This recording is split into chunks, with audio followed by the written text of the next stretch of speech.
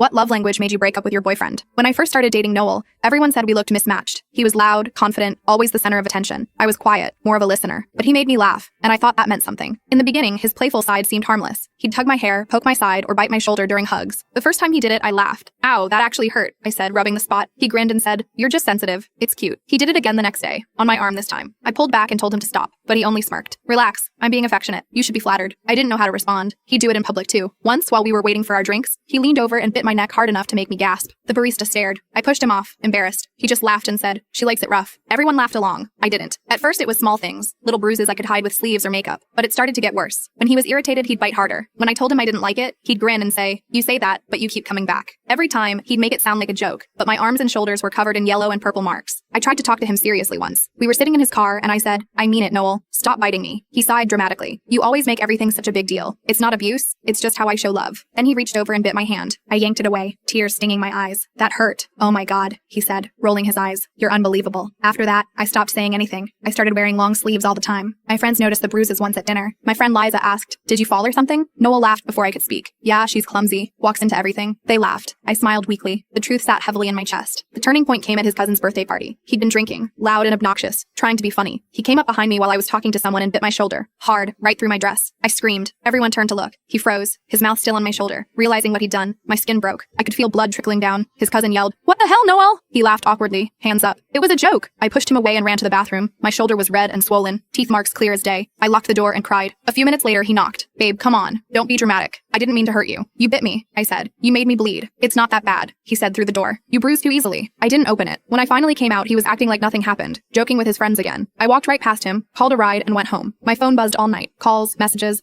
all saying the same thing. "You're overreacting." I was just drunk. "Don't ruin us over something stupid." I ignored them. The next morning, he showed up at my door with flowers. "I'm sorry," he said softly. "I don't know why I keep doing it. It's just, when I see you, I want to bite you. I can't explain it." I stared at him. "You need help, Noel." He frowned. "Don't talk to me like I'm crazy. You love me. You know you do." "I did," I said quietly, "before you made me scared of being touched." He looked stunned, like he couldn't believe I'd said that. Then his face hardened. "You're really ending things over a few bites?" "You bit me until I bled," I said. "What's next, Noel?" He didn't answer. He just shook his head, dropped the flowers, and walked away. For a few weeks, he kept trying to reach out. Texts, calls, apologies that all sounded the same. "I'll never do it again. You made me lose control. You bring that out in me." I never replied. But a month later, I saw him again by accident. I was at the mall with Liza when I spotted him at a coffee shop with a new girl. His hand was on her shoulder. She laughed at something he said. Then, without thinking, he leaned down and bit her neck. Not hard, just enough to make her flinch. She laughed awkwardly. My stomach turned. I walked over, calm but shaking. "He's not being playful," I said to her quietly. She blinked, confused. "What?" I rolled up my sleeve and showed her a faint scar on my arm. "That's how it starts." Noel's face went pale. "Don't," he hissed. "Don't do this." The girl stared at him, her smile fading. "Is that true?" He opened his mouth, but nothing came out. I turned and walked away.